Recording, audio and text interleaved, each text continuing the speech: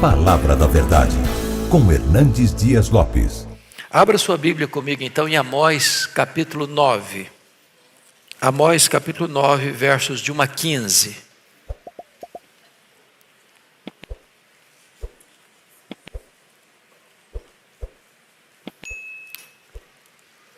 Esse texto diz assim: Vi o Senhor que estava em pé junto ao altar, e me disse: fere os capitéis, e estremecerão os umbrais, e faze tudo em pedaços sobre a cabeça de todos eles. Matarei a espada até o último deles, nenhum deles fugirá, nem escapará. Ainda que desçam ao mais profundo abismo, a minha mão os tirará de lá. Se subirem ao céu, de lá os farei descer. Se esconderem no cume do Carmelo, de lá buscá-los-ei e de lá os tirarei. E se dos meus olhos se ocultarem no fundo do mar, de lá darei ordem à serpente e ela os morderá. Se forem para o cativeiro, diante de seus inimigos, ali darei ordem à espada e ela os matará. Porei os olhos sobre eles para o mal e não para o bem. Porque o Senhor dos exércitos é o que toca a terra e ela se derrete. E todos os que habitam nela se enlutarão. Ela subirá toda como o Nilo e abaixará como o rio do Egito. Deus é o que edifica as suas câmaras no céu, e a sua abóbada fundou na terra. É o que chama as águas do mar e as derrama sobre a terra. Senhor é o seu nome. Não sois vós para mim, ó filhos de Israel, como os filhos dos etíopes, diz o Senhor. Não fiz eu subir a Israel da terra do Egito, e de Caftor os filisteus, e de Quir os sírios? Eis que os olhos do Senhor Deus estão contra este reino pecador, e eu o destruirei de sobre a face da terra, mas não destruirei de toda a casa de Jacó, diz o Senhor. Porque eis que darei ordens e sacudirei a casa de Israel entre todas as nações, assim como se sacode trigo no crivo sem que caia na terra um só grão. Todos os pecadores do meu povo morrerão à espada, os quais dizem: o mal não nos alcançará, nem nos encontrará. Naquele dia, levantarei o tabernáculo caído de Davi, repararei as suas brechas, e levantando-o das suas ruínas, restaurá-lo-ei como fora nos dias da antiguidade, para que possua o restante de Edom e todas as nações que são chamadas pelo meu nome, diz o Senhor, que faz estas coisas. Eis que vem dias, diz o Senhor, em que o que lavra segue ao que ceifa, o que pisa as uvas ao que lança a semente. Os montes destilarão mosto e todos os outeiros se derreterão. Mudarei a sorte do meu povo de Israel.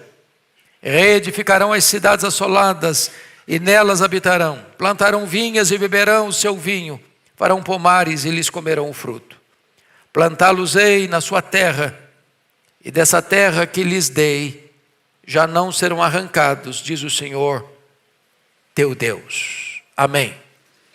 Nós vamos tratar sobre o tema a disciplina e a restauração do povo de Deus. E eu quero fazer aqui 3 afirmações à guisa de introdução. A primeira delas é que o juiz se apresenta para aplicar o juízo. Chama a atenção dos irmãos que Amós apresenta nesta obra 5 visões. Esta é a 5ª e última visão. A primeira visão está no capítulo 7, verso 1. E isso me fez ver o Senhor Deus, eis que ele formava gafanhotos. Então, uma invasão de gafanhotos, é a primeira visão. Segunda visão, capítulo 7, verso 4. E isso me mostrou o Senhor Deus, eis que o Senhor Deus chamou o fogo. Então, a segunda visão é a devastação do fogo. Terceira visão, capítulo 7, verso 7. Isso também me mostrou o Senhor, eis que o Senhor estava sobre um muro levantado a prumo. Então, a terceira visão é o prumo. A quarta visão está aí no capítulo 8, verso 1. O Senhor Deus me fez ver isso. Eis aqui um cesto de frutos de verão. Então, a quarta visão, um cesto de frutas maduras, ou seja, o país, a nação, está madura para o juízo. E a última visão, está aí no capítulo 9, verso 1. Viu o Senhor que estava em pé. Agora Deus não mostra uma visão apenas. Agora o próprio Deus é a visão. Dizendo o seguinte: a hora do juízo chegou. A hora da disciplina chegou. Agora a situação é irreversível, irremediável.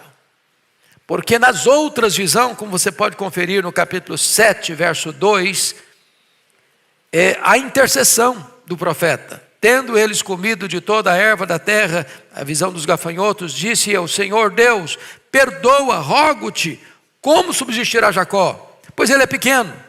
Versículo 3, então o Senhor se arrependeu disso, não acontecerá, diz o Senhor. Há momentos em que Deus diz assim: ainda tem chance, ainda tem oportunidade. Em havendo arrependimento, ainda tem perdão. Chega uma hora, entretanto, que Deus disse: basta, chega. Chegou a hora do acerto de contas. É isso que está acontecendo aqui. Então, vejam vocês, a visão agora é que o juiz está presente para julgar e o santuário, e preste atenção, não está falando da casa de Deus de Jerusalém, está falando do santuário pagão, sincrético, que Jeroboão I levantou em Dan no norte e em Betel no sul. Um templo onde se adorava um bezerro de ouro. Um templo onde os sacerdotes foram forjados, criados, nomeados em competição e substituição ao sacerdócio levítico legítimo. E Deus está dizendo o seguinte: agora esse santuário vai ser derrubado de cima a baixo. Não vai mais permanecer. Por quê? Porque o juízo começa pela casa de Deus. O que Deus está fazendo é desmantelando, desconstruindo, desmontando, arruinando por completo o sistema religioso idólatra, criado por Jeroboão I. Então, só queria que os irmãos prestassem muita atenção nesse ponto.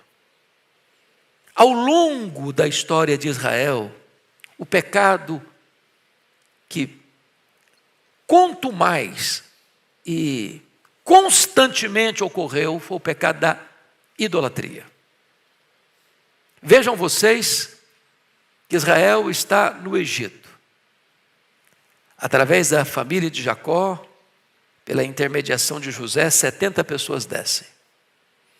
Passam 400 anos.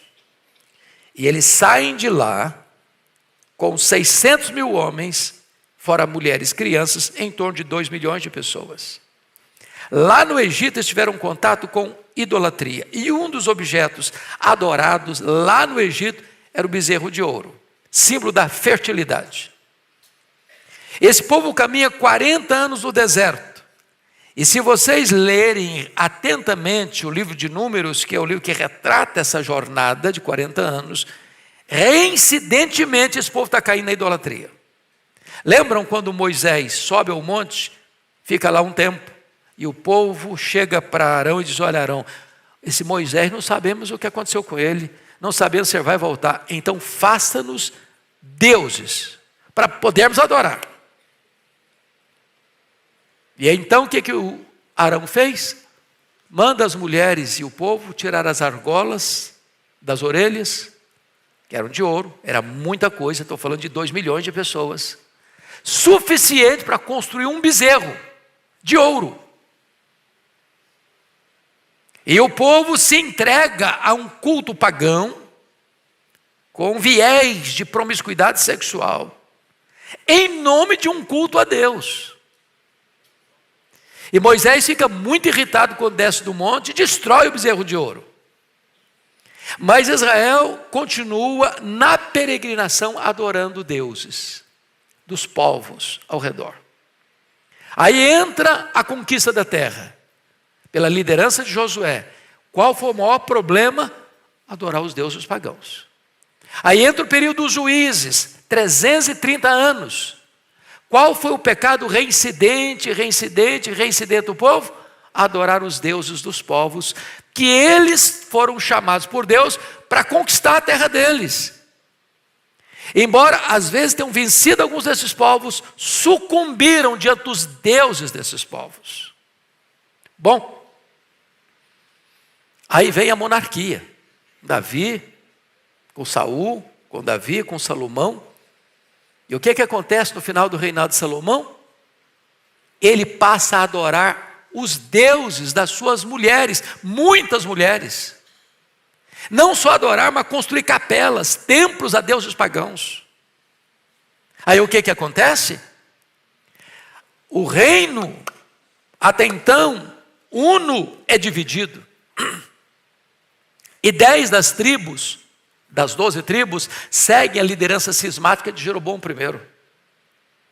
O que Jeroboão I faz? Ele rompe com a dinastia de Davi, não só politicamente, ele rompe também religiosamente, espiritualmente. Porque ao assumir o reino, em 931, o que ele faz? Manda construir 2 bezerros de ouro. Um em Betel, outro em Dan. E a partir de agora ele diz para o seu povo: não temos que ir mais para Jerusalém adorar a Deus. Agora nós temos os nossos próprios deuses. Agora nós temos o nosso próprio santuário. Agora nós temos os nossos próprios sacerdotes. Agora nós temos a nossa própria liturgia. E sabe o que aconteceu? Os 19 reis que governaram nesse reino chamado do norte, todos eles, sem exceção, adoraram bezerro de ouro.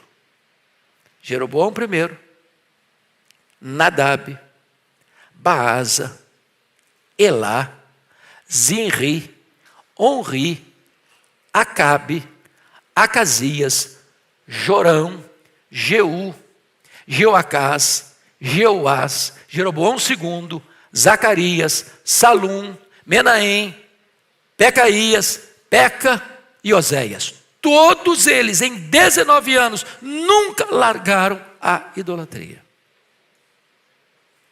Amós está escrevendo aqui no reinado de Jeroboão II, que foi o rei que mais reinou em Samaria, 41 anos, e que desfrutou no seu reinado de prosperidade. Por quê? Porque as grandes potências, Egito, Assíria e Babilônia, estavam acomodadas por lá. Os inimigos limítrofes estavam também acomodados. E então ele teve paz política e teve prosperidade financeira, mas assodadamente vivendo na idolatria. A ponto de, no capítulo 7 de Amós, quando Amós denuncia os pecados da nação, aparece o sacerdote de Betel e disse para Amós: Amós, você não é daqui, você é lá do sul, você é lá de Judá, então arruma as malas e vai profetizar lá na sua terra. Aqui não, porque aqui é o santuário do rei e o santuário do reino. Ou em outras palavras, a religião estava de mãos dadas com o Estado, para defender os interesses do Estado e não defender a verdade. Semana passada, um dos políticos destacados do Brasil, não preciso mencionar o nome, defendeu, em nome da tese de um Estado laico, a religião do Estado. É o Estado que tem que definir a religião. Isso é cair no pecado de Jeroboão I. Isso é dizer que é o Estado que legitima a religião e não a verdade de Deus. E todas as vezes na história que o Estado quis domesticar a religião e que a religião esteve a serviço do Estado, o povo caiu na mais tosca idolatria e opressão. É isso que está acontecendo aqui. O que é que acontece? O culto que essa religião presta não é o culto que agrada a Deus. Pode conferir comigo o capítulo 5, verso 21 e 23. Ponha na tela para toda a igreja ler comigo. Leia aí comigo. Aborreço, desprezo as vossas festas Com as vossas assembleias solenes não tenho nenhum prazer, e ainda que me ofereçais holocaustos e vossas ofertas de manjares, não me agradarei deles, nem atentarei para as ofertas pacíficas de vossos animais cevados. Afasta de mim o estrépito dos teus cânticos, porque não ouvirei as melodias da tua ira. Agora preste atenção de novo. Quando a teologia é falsa, é impossível que a ética seja verdadeira. Por quê? Porque a teologia é mãe da ética. A ética é filho da teologia. Assim como o homem crê, assim ele é. Então vamos ver a ética então. Veja lá capítulo 2, versículo 8. Põe na tela, vamos juntos. E se deitam ao pé de qualquer altar, sobre roupas empenhadas, e na casa do seu Deus bebem o vinho dos que foram multados. Então a promiscuidade e a prevaricação no uso dos recursos espirituais. Olha o capítulo 4, verso 4. Olha a ética torta aí, versículo 4, vamos lá. Vinde a Betel, transgredi, a Gilgal e multiplicai as transgressões. E cada manhã trazei os vossos sacrifícios, e de 3 em 3 dias os vossos dias. Ou seja, os rituais estão acontecendo, embora o culto é pagão. É sincrético, mas está lá acontecendo as coisas. Mas Deus olha, quanto mais vocês fazem sacrifício, mais vocês pecam, mais vocês multiplicam as suas transgressões. Quando a teologia é ruim, a ética não pode ser boa. 8,14, olha aí. Toda a igreja comigo. Os que agora juram pelo ídolo de Samaria e dizem, como é certo viver o teu Deus, ó Dan, e como é certo viver o culto de Berseba, esses mesmos cairão e não se levantarão jamais. Por quê? Porque estão jurando por um ídolo, por um bezerro de ouro, e não em nome do Deus vivo e todo-poderoso. Então o que é que Deus está fazendo agora? Estou fazendo uma introdução longa para entrar no texto. O que Deus está fazendo agora? Ele falou, olha, essa religião pagã não vai subsistir mais. Deus está desconstruindo tudo. Deus está desmoronando tudo. Deus está destruindo o templo. Deus está destruindo os adoradores desse falso Deus e dessa falsa religião. Deus está fazendo uma faxina geral na sua disciplina. Como assim? Veja você que está profetizando no tempo áureo de Israel. Esse povo vai ser levado para o cativeiro. Um reino poderoso virá e saqueará e matará e levará o povo para a escravidão. Então, essa é a introdução deste capítulo que vamos agora passar a considerar. Então, com a Bíblia aberta aí comigo, vamos à análise do texto. Então, esse texto tem 3 divisões básicas. A primeira divisão, Deus julga de forma inescapável o seu povo, versos 1 a 6. Segundo, Deus governa soberanamente as nações, versos 7 a 10. Terceiro, Deus restaura o seu povo, versos 11 a 15. Preste atenção nisso. Via de regra, os profetas de Deus apontam o pecado, apontam a disciplina e apontam a restauração. Em havendo arrependimento, há perdão. Em havendo volta para o Senhor, Deus suspende o juízo e aplica a sua graça. Foi assim no passado, é assim hoje. Então vamos à análise do texto então. Primeiramente, Deus julga de forma inescapável o seu povo. E por que Deus julga de forma inescapável o seu povo? Primeiro, porque o juízo de Deus é inescapável por causa da onipresença de Deus. Notem comigo, no verso 1 a 4, Deus sendo Deus onipresente. Aliás, é isso que a Bíblia menciona lá no Salmo 139. Lembram? Para onde me ausentarei do teu Espírito? Se suba aos céus, lá estás. Se desce ao mais profundo abismo, lá estás também. Se eu tomo as asas da alvorada e me detenho nos confins dos mares, ainda lá me haverá de guiar a tua mão. Ou seja, Deus é inescapável. Não há buraco possa esconder de Deus. Não há caverna que a pessoa possa ficar escondido do olhar perscrutador de Deus. Aliás, há um texto que eu gostaria que vocês lessem comigo, porque é uma cena do juízo final, e na mesma situação as pessoas querem fugir de Deus, se esconder de Deus. Elas não estão com medo de morrer, não estão até querendo morrer, mas nem isso conseguem.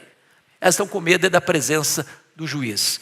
Leia lá comigo, por favor, Apocalipse capítulo 6, versos 12 a 17. Olha que cena dramática do juízo final, diante do Deus onipresente e inescapável. A igreja toda lê em voz alta comigo esses versos, 12 a 17. Vamos juntos. Vi quando o Cordeiro abriu o sexto selo, e sobreveio grande terremoto. O sol se tornou negro como saco de crina, a lua toda como sangue. As estrelas do céu caíram à terra, como figueira quando abalada por vento forte, deixa cair os seus figos. E o céu recolheu-se, como que num pergaminho, quando se enrola. Então, todos os montes e ilhas foram movidos dos seus lugares. Os reis da terra, os grandes, os comandantes, os ricos, os poderosos, e todo escravo e todo livre se esconderam nas cavernas e nos penhascos dos montes, e disseram aos montes e aos rochedos: caí sobre nós, e escondei-nos da face daquele que se assenta no trono e da ira do Cordeiro, porque chegou o grande dia da ira deles, e quem é que pode suster-se? Ou seja, Deus é inescapável. Onde os homens vão tentar fugir de Deus? Primeiro, não há refúgio sobrenatural. Versículo 2. O mais profundo abismo é o Sheol. A palavra aqui, Sheol, é o túmulo. E ele diz: ainda que desça o mais profundo abismo, a minha mão os tirará de lá. Se subirem ao céu, de lá os farei descer. Ele pega os dois extremos, o mais baixo, o mais alto. Se você está falando aí no mundo espiritual, não há chance de se escapar do juízo de Deus. Não há refúgio sobrenatural. Mas no verso 3 ele diz que não há refúgio natural. Leia o verso 3 comigo, 9:3. Toda a igreja comigo, vamos juntos? Se esconderem no cume do Carmelo, de lá buscá-los-ei, de lá os tirarei. Se dos meus olhos se ocultarem no fundo do mar, eu lá darei ordem à serpente, ela os morderá. Então vamos entender a questão natural. Ele está falando do Carmelo. Carmelo não é um monte, é uma cordilheira de montanhas. 600 metros acima do nível do mar. Por que ele menciona o Carmelo?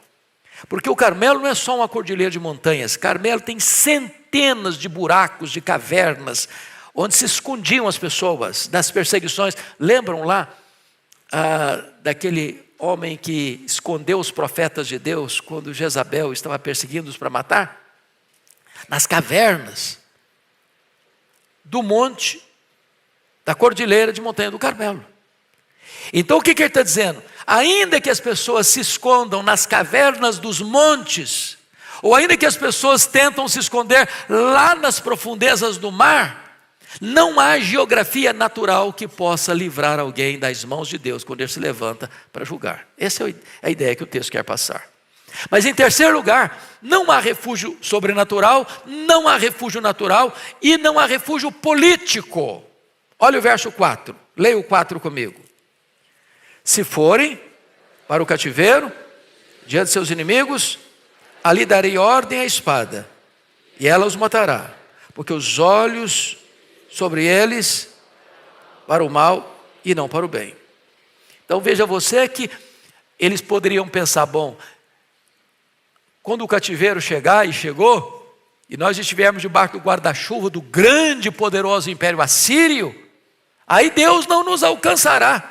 Aí Deus não nos achará. Engano.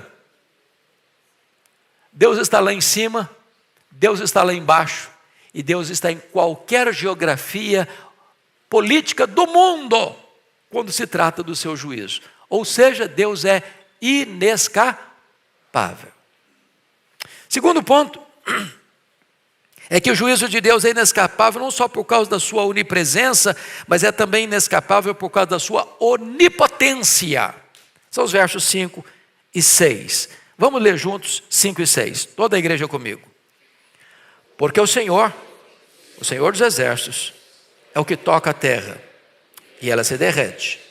E todos os que habitam nela se enlutarão. Ela subirá toda como o Nilo, e abaixará como o rio do Egito. Deus é o que edifica as suas câmaras no céu, e a sua abóbada fundou na terra, e o que chama as águas do mar, e as derrama sobre a terra. Senhor é o seu nome. Em outras palavras, Deus controla o quê? Controla a terra, conforme o verso 5. Controla quem? Todos os que habitam na terra. Controla mais o quê? Deus controla o céu. Deus controla mais o quê? Deus controla as águas, o mar, os rios, as fontes. Ou seja, não há espaço no universo onde o poder de Deus não esteja completamente sendo exercido soberanamente. Quando Deus se levanta, não tem escapatória. Porque Ele está em todo lugar e Ele tem todo o poder. Essa é a ideia que Amós quer passar para nós. Traduzindo isso em termos de realidade. Sabe o que Deus está dizendo? Sou eu que estou preparando um grande e poderoso império, que virá, e que saqueará, e que matará, e que escravizará. Preste atenção nisso, irmãos. Eu estou falando das 10 tribos do norte. E Deus levanta a Síria, que é chamada da vara da ira de Deus. Então, as 10 tribos do norte de Israel não caiu nas mãos da Síria em 722, porque era frágil, ou porque a Síria era poderosa. É verdade, Israel era frágil comparado ao poderoso império assírio. Mas foi Deus quem entregou. Quando você volta para as 2 tribos do sul, Judá, não foi Nabucodonosor e a grande Babilônia que saqueou o templo e destruiu Jerusalém e queimou o templo de Jerusalém e levou o povo cativo. É verdade que a Babilônia era um poderoso império, mas está escrito na Bíblia que foi Deus quem entregou. Entregou os vasos do templo, entregou a cidade, entregou o povo. Ou seja, a força poderosa do juízo não está na mão do homem, está na mão de Deus. O maior inimigo do homem não é o homem. O maior inimigo do homem é quando Deus se volta contra ele. O maior problema do homem não é nem mesmo a presença do diabo. O maior problema do homem é a ausência de Deus. Aqui está um ponto que Israel não entendeu. Ele está debaixo do juízo divino. Olha comigo o capítulo 4, versículo 2, para você entender isso melhor. 4:2, vamos todos ler. Jurou o Senhor Deus, pela sua santidade, que dias estão para vir sobre vós, em que vos levarão com anzóis e as vossas restantes como fisga de pesca. Então, quem está trazendo a Síria é o próprio Deus. Vamos ao segundo ponto, então, da nossa mensagem. O Deus que governa soberanamente as nações. Aqui tem um ponto muito importante para nós. Porque às vezes, irmãos, nós criamos uma imagem de Deus como se Deus fosse um Deus tribal. Ou seja, Ele é o Deus de Israel. Ele só se importa com Israel. Ele só governa Israel. A ação dele é só direcionada a Israel. Deus não tem nada a ver com as outras nações. Às vezes nós pensamos também que o nosso Deus só é o Deus da igreja, que Deus só está se importando com questões religiosas, eclesiásticas, espirituais. Isso é uma visão distorcida de Deus. Deus é o soberano Senhor do universo. Deus é o soberano Senhor das nações. Deus é o Deus que interfere nos negócios das nações. Deus é o Deus que se importa com o comércio, com a indústria, com a política, com a economia, com a realidade social. Deus se importa com as transações internacionais. Deus é o soberano Senhor de tudo. E agora Deus vai mostrar isso para eles. Deus se importa com quem? Se importa com Israel. Mas o versículo 7, confirem comigo, de Amós 9:7, ele se importa também com mais quem? Com os etíopes. Ele se importa também com quem mais? Com os filisteus. Com quem mais? Com os sírios. Ou seja, ele está dando exemplos de que Deus é o Deus do universo e das nações. O que ele está dizendo? Que Israel não pode inchar o peito e levantar o narizinho e pensar, não, o nosso êxodo, só nós experimentamos um êxodo, uma libertação. Não! O versículo 7, leia comigo o verso 7, por gentileza. Não sois vós para mim, ó filhos de Israel, como os filhos dos etíopes, diz o Senhor. Não fiz eu subir a Israel da terra do Egito, de Cáfta os filisteus, e de Quiro os sírios? Ou seja, os filisteus tiveram também um êxodo, os sírios também tiveram um êxodo, como Israel teve um êxodo. Ou seja, não pense que Deus só gosta de você e que Deus não se importa com os outros. Aliás, esse foi um problema de Israel, achar que Deus é nosso amigo e inimigo de todo mundo que nós não gostamos. Nós queremos que Deus seja nosso amigo, que Deus seja inimigo dos nossos desafetos. E Deus não se enquadra nisso. Deus é livre, Deus é soberano, Ele ama incondicionalmente. Ele ama as nações. Então o seu governo opera em toda a terra. Quando você está falando, por exemplo, dos filisteus, eu quero destacar os filisteus, porque os filisteus, também os sírios, porque se você ler a história de Israel, tanto os sírios da Síria, quanto os filisteus, eles foram os inimigos de Israel ao longo dos séculos. E onde moravam os filisteus? De onde procede esse povo? Lá da Grécia, lá do Mar Egeu. E eles se transferiram para essa região de Israel, ali no litoral do Mar Mediterrâneo. E eles eram mais desenvolvidos do que Israel no que tange a tecnologia, no que tange a arte da guerra, a arte da agricultura. E mesmo esse povo sendo e tornando-se inimigo de Israel, quem os libertou lá daquela região do Mar Egeu e os colocou lá naquela região da Palestina foi o próprio Deus. Então Deus governa e opera em toda a terra. Agora notem, o governo divino não faz vistas grossas ao pecado na vida de seu próprio povo. Capítulo 8. Vamos ler juntos. Eis, toda a igreja comigo, bota na tela, versículo 8. Conseguiu? Vamos lá, toda a igreja comigo. Eis que os olhos do Senhor Deus estão contra este reino pecador, e eu destruirei de sobre a face da terra. Até aqui. Até aqui.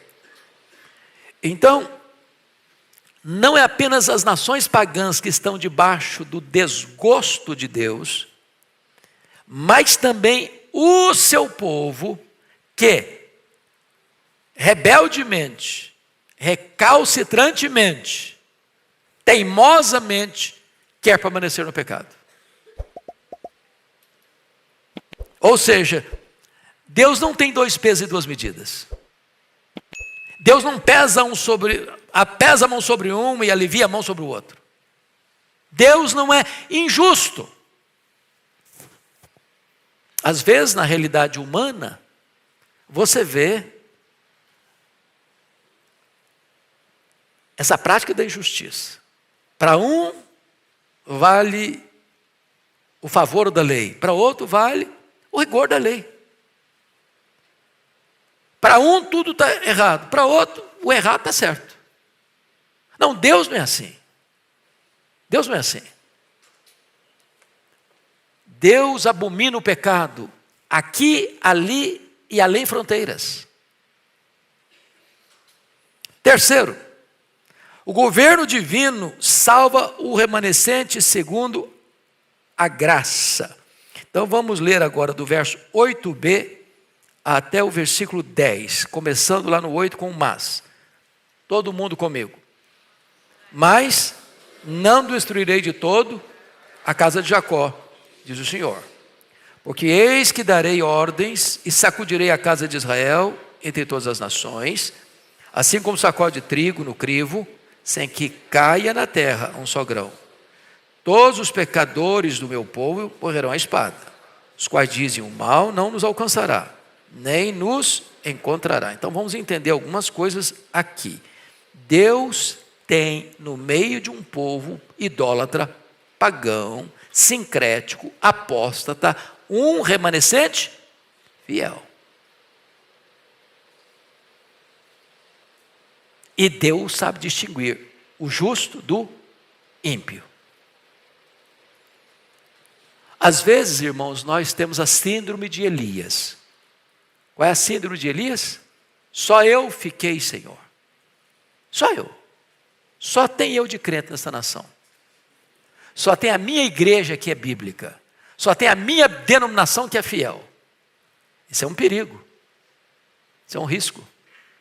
Deus tem muita gente fiel, que você nunca viu, você não conhece, que não faz parte da nossa congregação, que não faz parte da nossa denominação. Deus sabe quem é quem. Por quê? Porque o verdadeiro israelita não é aquele que tem o sangue de Abraão correndo em suas veias. É aquele que tem a fé de Abraão habitando em seu coração. Nós vamos ter algumas surpresas no céu, penso. Você aqui? Que surpresa! Cadê o fulano? Não está aqui? Pensava que estivesse. Ou talvez você ainda se surpreenda com você. Puxa vida, cheguei.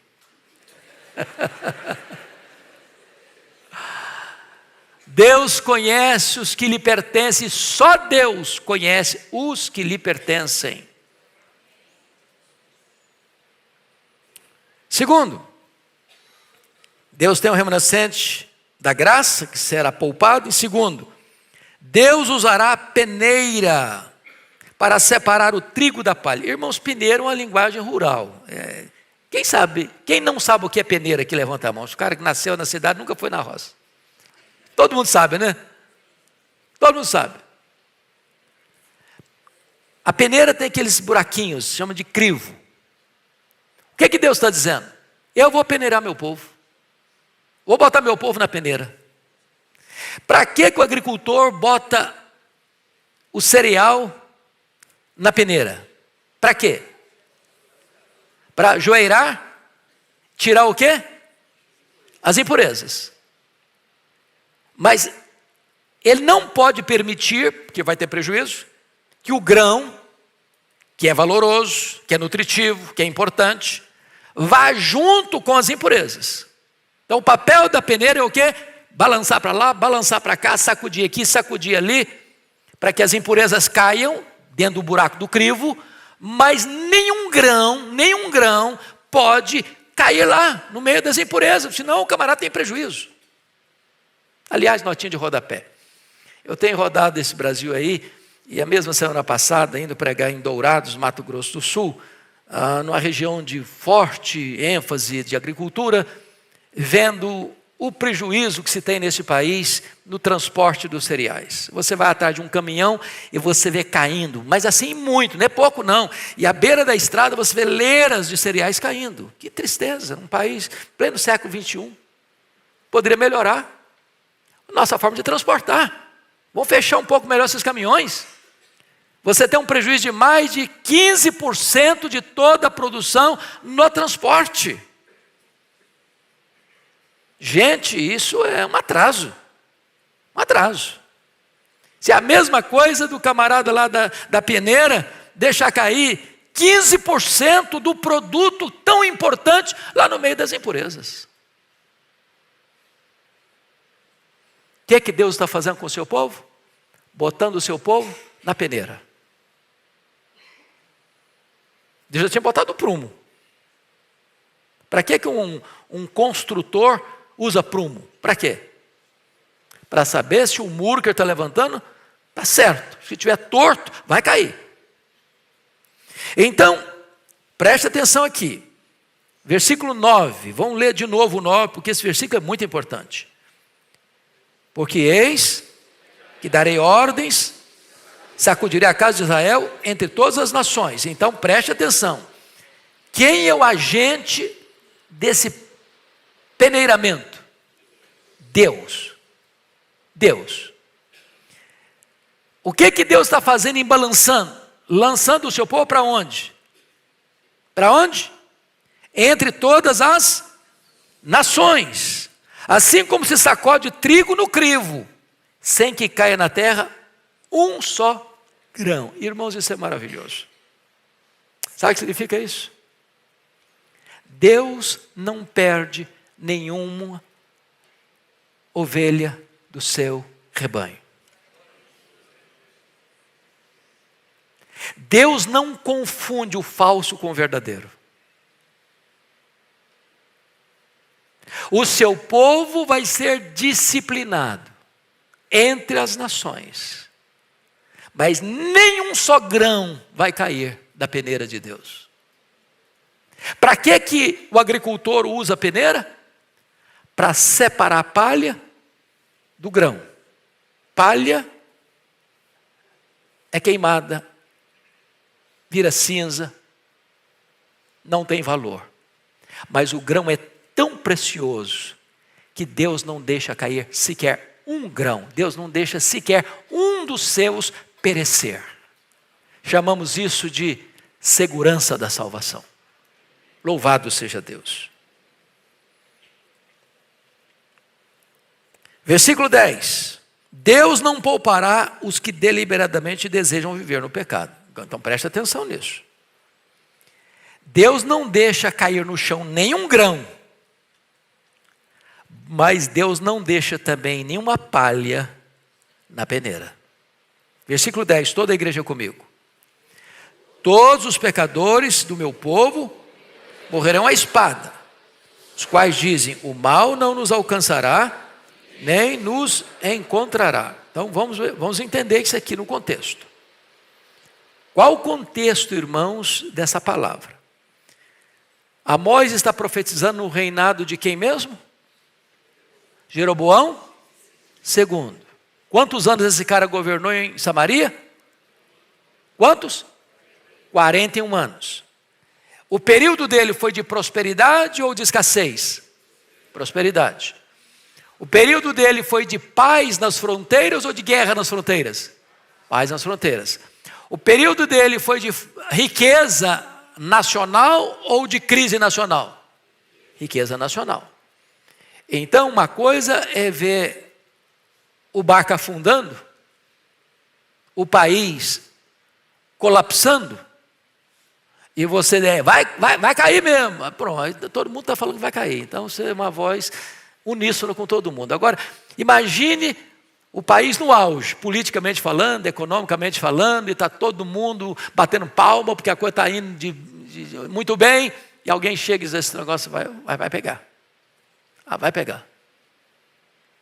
Esse povo vai ser levado para o cativeiro. Quem acredita nisso? Você está louco, cara. Você está maluco? Estamos vivendo o nosso melhor período. O sacerdote lá disse para o Amós, você vai embora daqui, cara, profetiza lá. Aqui não, cara, aqui não. Aqui é o templo do rei, aqui é o templo do reino. Aqui nós estamos muito bem, estamos bem na fita, bem na foto. Não vem com a goura para cima de nós, não. Aqui está maravilhoso. Não há segurança no pecado. E o que Deus vai dizer no versículo 10? Todos os pecadores do meu povo morrerão à espada. Mas quem são esses todos os pecadores? Ele explica. Os quais dizem, o mal não nos alcançará, nem nos encontrará. Não adianta vir falar a palavra de Deus aqui, dizendo que o mal vai chegar. Não vai chegar, não vai acontecer, está tudo bem, está tudo bem, está tudo bem. Calma, paz. O que Deus está dizendo é o seguinte: nenhuma segurança política, nenhuma segurança econômica, nenhuma vantagem humana e política, ou econômica ou terrena pode livrar o homem do Deus do juízo, quando ele se levanta para julgar. Bom, dito isto, vamos ao último ponto da mensagem, que é o Deus que restaura o seu povo. Ainda bem que tem esses versos 11 a 15 em Amós. Senão a gente ficaria com o coração desesperado. Meu Deus, o cara só pregou juízo, mas onde tem um escape? O que vai acontecer? Então vamos lá. Primeiro, é importante dizer que Deus está destruindo o templo falso. Essa é a palavra do verso 1. Deus manda derrubar tudo. O templo de Betel, que é templo falso. E Deus agora no versículo 11 está levantando o tabernáculo de Davi. Deus está destruindo a religião falsa e Deus está estabelecendo a religião verdadeira. Deus está colocando por terra a mentira e Deus está levantando o monumento da verdade. Deus está acabando com o falso culto sincrético e Deus está restabelecendo o culto verdadeiro no tabernáculo de Davi. As 10 tribos do norte deixaram de existir no ano 722, quando Samaria, depois de 3 anos de cerco, foi tomada. Porém, agora a espada do juízo dá lugar à pá da reconstrução. Eu quero destacar aqui 5 aspectos do futuro dia do Senhor. Primeiramente, vamos olhar o rei, a promessa do rei messiânico, versículo 11. Toda a igreja comigo, por favor. Naquele dia, levantarei o tabernáculo caído de Davi, repararei as suas brechas, e levantando-o das suas ruínas, restaurá-lo-ei fora nos dias, como fora nos dias da atividade. Eu chamo a sua atenção para os verbos. Você que é meticuloso, eu não sei se você é como eu, que gosta de ter a Bíblia de papel para riscar, anotar. Mas vamos olhar os verbos do verso 11? Me ajudem aí. Pode falar em voz alta para eu ouvir. Quais são os verbos aí? Levantarei, repararei, levantando, restaurando. Então, todos os verbos apontam para a mesma direção. Quem é o agente dessa restauração? Deus. A restauração da igreja está na mão de quem? Do homem ou de Deus? De Deus. É Deus quem está restaurando. Deus é o único agente dessa restauração. Olha o versículo 14 para reforçar isso. Leia o 14 comigo. Mudarei a sorte do meu povo de Israel. Até aqui. Quem vai mudar a sorte do povo? Deus. Versículo 15. Primeira parte, todos juntos. Plantá-los-ei na sua terra. Quem está plantando? Deus. Então quem é o agente da restauração? Deus. É Ele quem faz. Ele quem aplica o juízo e quem traz restauração. Segundo, as nações, o fim do muro de separação. Versículo 12, a igreja comigo. Para que possuam o restante de Edom e todas as nações que são chamadas pelo meu nome, diz o Senhor, que faz estas coisas. Então vamos entender isso aqui. Ele cita emblematicamente Edom. E ele, além de Edom, todas as nações. Ele está falando de um projeto macro, maior, que começa lá em Gênesis 12, versículo 2. Em ti serão abençoadas quantas nações da terra? Todas as nações da terra. Do que Amós está falando? Amós está levantando aqui, irmãos, a ideia maior da igreja, que conquista as nações, não com o poder da espada, não com decretos de cortes, não com leis do legislativo, não com a batuta do executivo. A igreja alcança as nações com o poder da sua palavra. E por que Edom é mencionado? Por uma questão emblemática. Porque vocês sabem que Edom era parente de Israel, certo? De onde procede o povo edomita? De Esaú. Esaú é irmão gêmeo de Jacó. Mas os edomitas, Edom, tornaram-se inimigos irreconciliáveis de Israel. Foram um problema na travessia do deserto. E lá no capítulo 1 de Amós, se confere comigo aí, versículo 11. Podemos botar na tela? 1:11, por favor? Toda a igreja. Assim diz o Senhor: por 3 transgressões de Edom, e por 4 não sustarei o castigo, porque perseguiu seu irmão uma espada, e baniu toda a misericórdia, e a sua ira não cessou de despedaçar, e reteve a sua indignação para sempre. Edom foi inimigo de Israel de forma cruel. Quando Jerusalém estava sendo tomada pelos babilônios, pelos caldeus, o povo edomita ficou nas encruzilhadas, matando os que tentavam escapar, ou capturando-os e entregando-os aos caldeus. Agora o evangelho chega e derruba o muro da inimizade. Agora a igreja de Deus constrói pontes de reconciliação, onde o pecado tinha levantado muros de separação. Agora todas as nações pertencem ao Senhor. E aí você vai entender melhor o que está lá em Apocalipse 5:9. Bota na tela, por favor, Apocalipse 5:9, para todos nós lermos. Vamos juntos? E entoavam novo cântico, dizendo: digno és de tomar o livro e de abrir-lhe os selos, porque foste morto, e com o teu sangue compraste para Deus os que procedem de toda tribo, língua, povo e nação. Agora a igreja de Deus alcança as nações da terra. Por quê? Porque tinha um mistério de Deus, e está lá em Efésios 3:6, põe na tela para lermos, 3:6, qual o grande mistério de Deus?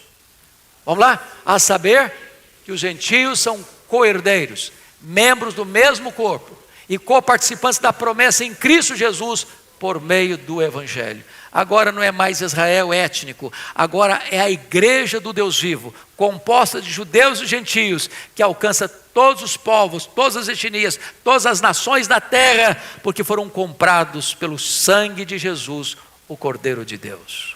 Louvado seja o Senhor. Terceiro, a terra, o fim do cativeiro da corrupção. Versículo 13, Amós 9:13, na tela para todo mundo ler. Vamos juntos? Eis que vem dias, diz o Senhor, em que o que lavra segue logo ao que ceifa, o que pisa as uvas ao que lança a semente. Os montes destilarão o mosto e todos os outeiros se derreterão. É claro que pode ser uma linguagem física, material, o que aconteceu de fato na agricultura, onde as pessoas não só plantam, mas também colhem, não só colhem, mas também desfrutam. Porque o que acontecia com Israel via de regra? Plantavam e na hora de colher vinha o inimigo, vinha o opressor e saqueavam as suas propriedades e levavam as suas colheitas e deixavam o povo na míngua, e na mão. Agora não, agora há preservação. Mas isso tem uma linguagem espiritual mais elevada, mais profunda. Ele está falando aqui, irmãos, do cativeiro da corrupção a que a própria terra foi sujeita por causa do pecado. E a Bíblia diz que a terra geme, sangra, contorce com cólicas intestinais, aguardando a revelação dos filhos de Deus, quando Deus vai resgatar a própria terra, a própria natureza deste cativeiro da corrupção, quando a Bíblia diz que vi novos céus e nova terra, nos quais habita justiça. E Deus não só vai levar a sua igreja para a glória, Ele vai restaurar toda a criação que foi colocada debaixo de cativeiro por causa do pecado do homem. Quando Adão pecou, Deus não amaldiçoou Adão, não. Sabia disso? Deus amaldiçoou a serpente. Deus traz uma palavra muito dura para a mulher: no meio de dores darás à luz filhos. E em vez de Deus amaldiçoar Adão, Deus diz: eu amaldiçoarei a terra.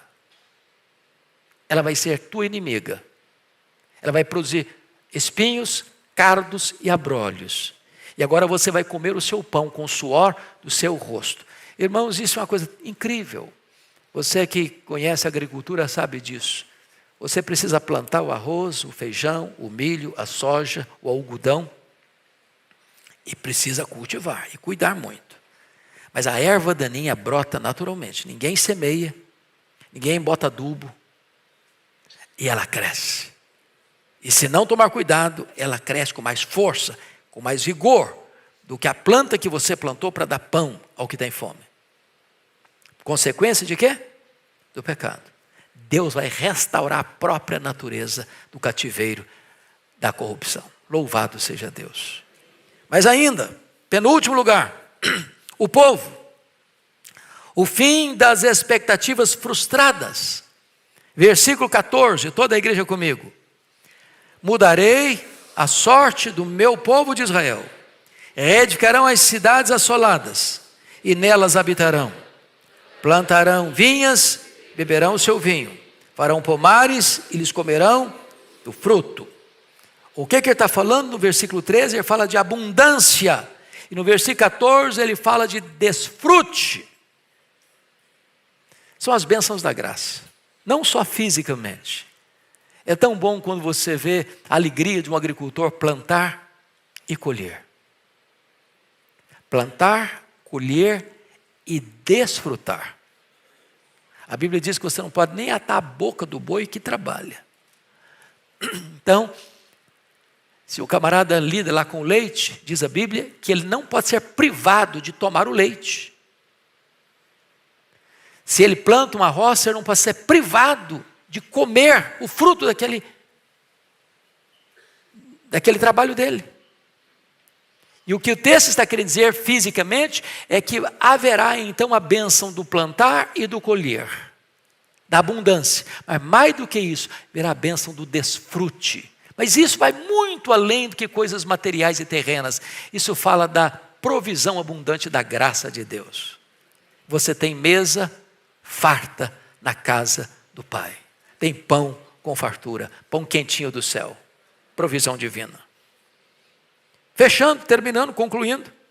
Ele fala do país, o fim da insegurança. Versículo 15. Toda a igreja comigo, por favor. Plantá-los-ei na sua terra. E dessa terra que lhes dei, já não serão arrancados, diz o Senhor teu Deus. Eu quero brevemente aqui fazer duas aplicações. Uma histórica, outra teológica. Porque a histórica tem a ver também com Israel. Tem a ver com Israel. Físico, material, étnico, nação. A história de Israel não é uma história fácil, não. Aliás, você lê em Gênesis capítulo 15, que Deus aparece para Abraão e diz: olha, Abraão, a tua descendência será escrava no Egito. Por 400 anos. Então esse povo que desce ao Egito num tempo de fome, que desfruta de determinados privilégios no tempo de José, depois o faraó que não conhecia José assume o poder e oprime o povo. Aí eles saem 40 anos pelo deserto, o povo se rebela contra Deus e aquela geração morre toda no deserto, exceto 2 pessoas. Aí eles conquistam a terra em 7 anos, mas em vez de eles desalojarem o povo da terra, eles namoram e flertam com os deuses da terra. E são oprimidos. 330 anos no período dos juízes. Aí eles pedem um rei. E Deus diz: olha, vocês vão pagar um alto preço para ter um rei. Estão dispostos? Ah, sim, estamos dispostos. Aí levanta Saul. Começa bem e termina muito mal. Aí Deus levanta Davi. E Davi, apesar dos seus erros pessoais, foi o homem segundo o coração de Deus e ele fortalece o reino. E aí ele constitui o seu filho, mesmo diante de uma rebelião de Adonias, que queria tomar o poder à força, põe Salomão no trono. E Salomão vai muito bem no começo, e vai muito mal no final do seu governo. A ponto de impor escravidão sobre o povo para manter o luxo do palácio. A ponto de levantar capelas às mulheres, aos deuses das mulheres. Muitas que ele tinha. E adorar esses deuses. Aí tem a divisão do reino. E tanto o reino do norte, quanto o reino do sul viveram não só em guerras internas, mas muitas vezes debaixo de opressão dos inimigos. Aí em 722 a Síria leva para o cativeiro as 10 tribos do norte e não voltam mais. E aí em 586 a Babilônia leva o reino de Judá para o cativeiro, 70 anos. Eles voltam, mas voltam não como um povo livre, eles estão agora debaixo de um outro império, o Império Persa. O Império Persa passa, mas agora estão debaixo de um outro poder estrangeiro, o Império Grego. E agora o Alexandre morre, e eles estão debaixo de um outro poder, ora dos Ptolomeus do Egito, ora pelos Seleucidas da Síria. E aí eles têm uma breve e rápida libertação no governo Asmoneu. Matatias Macabeu e Judas Macabeu. Mas dura pouco. E em 63, Pompeu conquista aquele território. Israel passa a ser súdito do poderoso Império Romano. E aí chega o ano 70 da era cristã. Tito Flávio destrói Jerusalém, queima o templo de Jerusalém e dispersa os judeus para o mundo todo no ano 70. Uma diáspora que durou mais de 1.800 anos. Israel retorna ao seu território agora, em 14 de maio de 1948. E vocês todos sabem a luta que Israel tem de terem inimigos à volta, mas Deus plantou o seu povo na sua terra. Cumprimento de Amós 9:15. Esse é o aspecto político. Deus usou instrumentos humanos? Sim. Quem assinou? O secretário-geral da ONU, da época, um brasileiro. Oswaldo Aranha. Ele não era sionista, não. Ele era contra os judeus. Mas assinou. Como nós temos, na época de Getúlio Vargas, vocês sabem disso, o nosso presidente Getúlio Vargas capturou judeus aqui e mandou-os de presente para Hitler, para serem mortos. A história do Brasil antisionista não é tão... é complicada. Mas quem plantou Israel de volta ao seu território? O próprio Deus. Mas esse cumprimento não é apenas político ou geopolítico. Esse cumprimento, irmãos, vai muito além agora numa aplicação teológica. O que significa isso? Plantá-los-ei na sua terra e dessa terra que lhes dei, já não serão arrancados, diz o Senhor. É uma aplicação espiritual da segurança da salvação. Você é cidadão do céu. A sua pátria está no céu. Você foi selado com o Espírito Santo da promessa e você é propriedade exclusiva de Deus. E ninguém, e força humana, e força terrena, e força demoníaca, força espiritual, jamais poderá arrancar você das mãos do Senhor, dessa terra que é a nova Canaã celestial. Louvado seja Deus. Temos plena segurança espiritual. Deus nos ajude, irmãos, a compreendermos esta verdade que Jesus nos ensinou. As minhas ovelhas ouvem a minha voz e me seguem. Eu dou a elas a vida eterna e ninguém as arrebatará das minhas mãos. E Paulo diz, eu estou muito certo de que nem a morte, nem a vida, nem os anjos, nem os principados, nem as potestades, nem os poderes, nem a altura, nem a profundidade, nem qualquer outra criatura poderá separar-nos do amor de Deus que está em Cristo Jesus, nosso Senhor. Plena segurança. Aqui ficamos então na conclusão do livro de Amós. Se Deus permitir, na próxima aula que tivermos aqui, nós estaremos iniciando o livro de Abacuque. E eu peço a gentileza a você de ler esse livro. Só 3 capítulos. Uma mensagem poderosa da parte de Deus para o nosso coração. Vamos ficar em pé e vamos orar.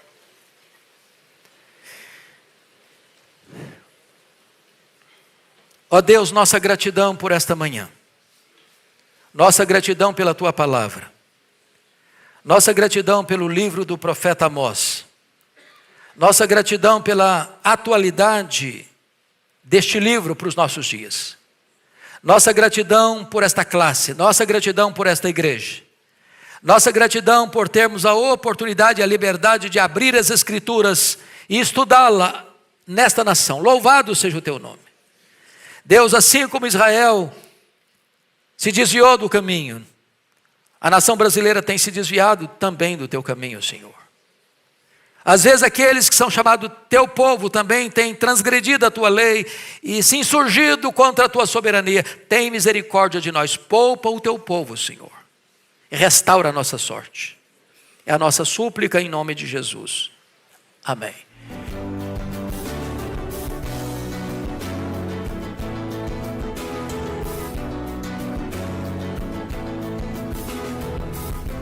Palavra da Verdade, com Hernandes Dias Lopes.